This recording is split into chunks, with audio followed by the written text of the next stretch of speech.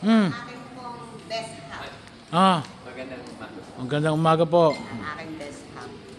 Ako Ah. kasi nahilo kaya nagpadala ako. Tubig, Patingin inom mo na tubig. ako ng sugar. Okay na yung sugar ko. Yung BP ko lang ang mababa. Tubig, inom kang tubig. Oo, nandito sa bus. At maghihiling pati tayo ngayon. Imbitado kita sa imbita ka na naman siguro ng kura sa 15. Ah. Ay. Maghihiling tayo ngayon eh. Mamaya pagkatapos sa misa. Oo, salamat Ama. Marami. Ako ng kaunting puno sa katikista. Oo, wala akong problema.